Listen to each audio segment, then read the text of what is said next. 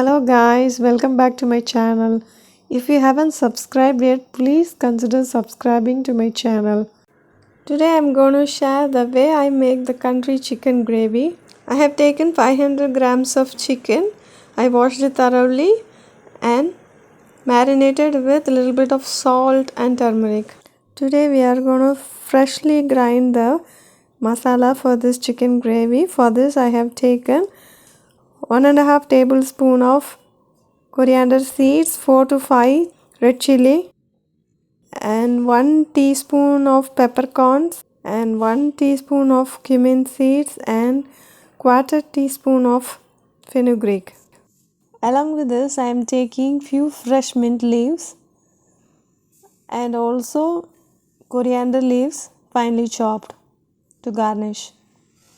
For seasoning, I am taking little bit of garam masala, items like a little bit of bay leaf, stone flower, cinnamon, 2 cloves, 1/4 teaspoon of anise seeds. I have taken 4 to 5 shallots and cut into halves, and 1 tablespoon of ginger garlic paste. I have crushed the ginger and garlic. Then 10 to 15 shallots are finely minced, and few curry leaves, and a big sized tomato which is chopped. First we are going to temper all the garam masala items for making the fresh masala. I have kept an iron pan in which I have added 1 tablespoon of gingerly oil. To that I have added all the garam masala items and saute it for a while. When it splutters, we are going to add the rest of the items such as red chilies. Saute a bit. Add the rest of the items, the coriander seeds, peppercorns, cumin, fenugreek seeds, and saute a little bit. We have to keep the flame in low. Saute it. When you get a good aroma, now it's time to add few curry leaves, the shallots, and the crushed ginger garlic paste. Give it a good mix, and when it is done, let's cool the masala item and we can finely grind into a paste by adding little bit of water. As the country chicken is little bit harder than the normal broiler chicken, I have taken a pressure cooker to cook this chicken gravy. So into the pan I am adding 2 tablespoons of gingerly oil for tempering. I am adding in 1/4 teaspoon of anise seeds and the little bit of bay leaves, and let's temper this garam masala. Now we are adding the finely minced shallots and give it a good mix. Let's saute it for a while.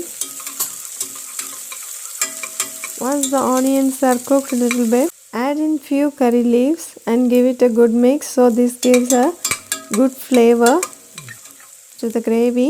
When the onion changes transparently, it's time to add the tomatoes, and we have to cook the tomatoes till it becomes little soft. To cook the tomatoes faster, let's add a little bit of rock salt so that the tomatoes becomes mushy. Now let us add the mint leaves and little bit of coriander for flavoring and give it a good mix.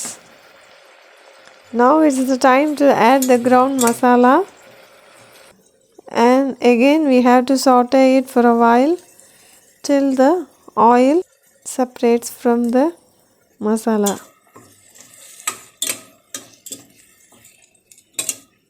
Keep the flame in medium or else the masala will get burnt.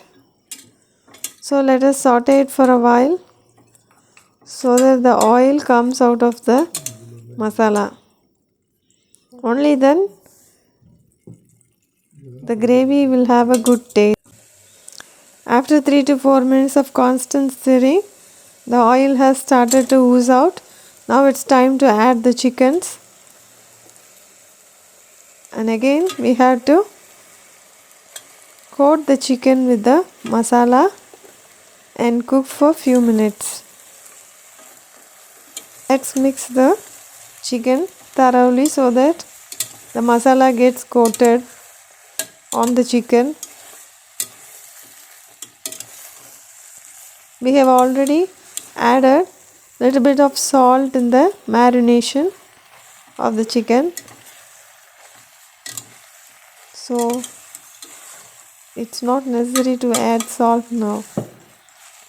We can adjust the salt at later stage. Now let's add little bit of water to cook the chicken. I am using the water from the mixie jar, and I am adding little bit of extra water to cook the chicken.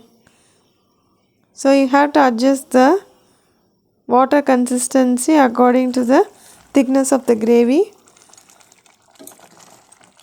The chicken will also leave out some water, so we have to judge and use the amount of water. Once the gravy starts to boil, let us check the salt, and if needed we can add some salt to the gravy. Mix it thoroughly and we'll place the lid and cook it for 6 to 7 whistles. As the country chicken is very harder, so we need to cook it for at least 6 to 7 whistles to get the chicken tender. I have pressure cooked for 6 to 7 whistles, and now it's time to see how the gravy has come out. The chicken is cooked perfectly and we are getting a good aroma here.